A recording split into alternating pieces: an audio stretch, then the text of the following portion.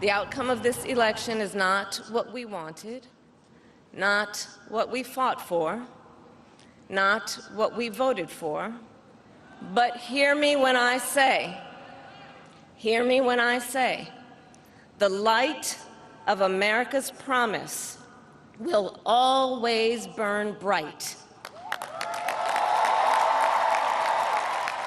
As long as we never give up and as long as we keep fighting.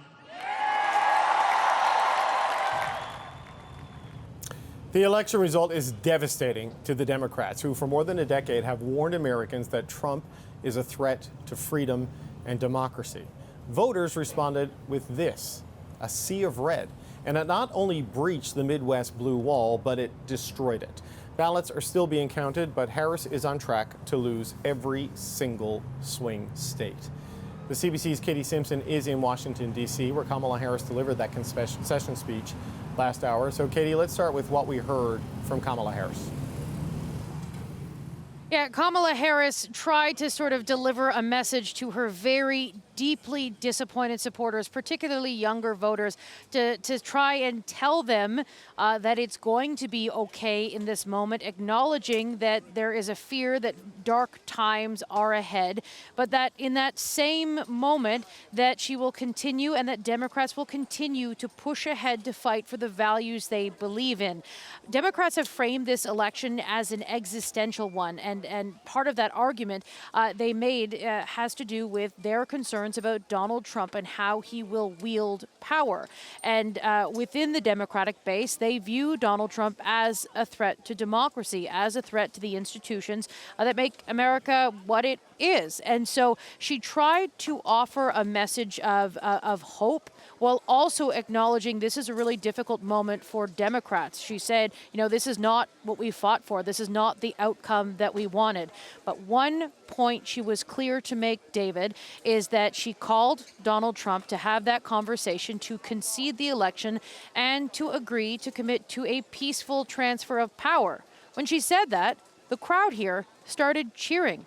Only in the year 2024 would you think that acknowledging that you're going to peacefully transfer power, would that get a line of applause? But remember what happened in 2020 after Donald Trump lost that election, the violence of January 6th, that has really sort of loomed large, especially for people who live in Washington, D.C., where she's holding her victory party, or what was to be her victory party was not a victory party. She very soundly lost to Donald Trump in this election.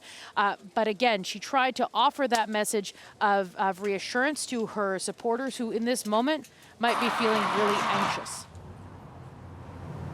She lost the race for the White House, may lose the popular vote, lost control of the Senate, may lose control of the House.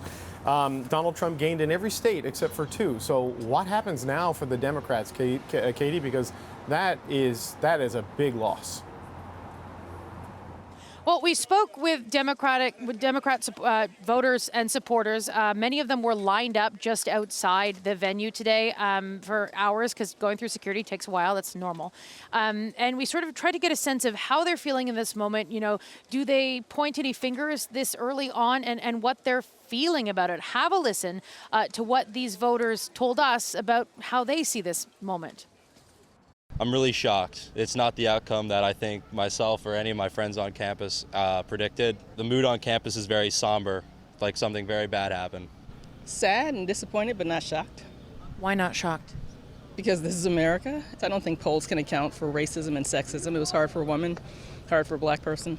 We thought more people would be interested in the truth and, you know, being happy as opposed to negativity and just hate. I don't really think anything could have been done differently. I think Kamala Harris really pulled it together in 3 months, and I'm really proud. I just hope that the rest of the United States wakes up and sees that we need something different.